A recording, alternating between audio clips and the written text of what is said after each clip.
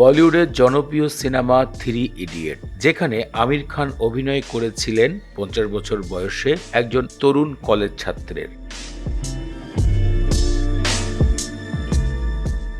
সিনেমাটি বিশ্বব্যাপী গল্পের জন্য এখন পর্যন্ত দর্শকদের কাছে আলোচনায়। রাজকুমার হিরানির অন্যতম জনপ্রিয় সিনেমা 3 ইডিয়েটস।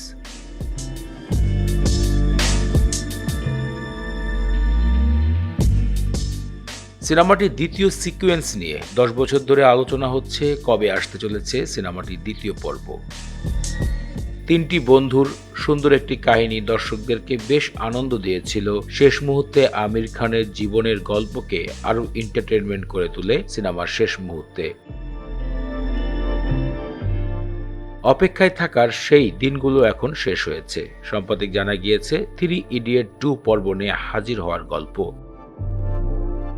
এবং সেখানে এবার যুক্ত হয়েছে বর্তমান সময়ে আলোচিত অভিনেতা ভিকি কৌশল। জানা যাচ্ছে সবকিছু ঠিকঠাক থাকলে 2026-এর শেষে অথবা 2027-এর প্রথমে এই সিনেমাটি মুক্তি দিবে পরিচালক রাজকুমার হিরানি।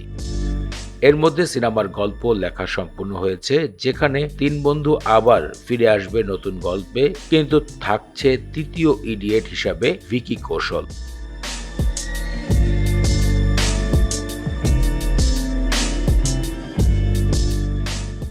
বিষয়টি সাম্প্রতিক ইন্ডিয়ার প্রতিবেদন থেকে উঠে এসেছে।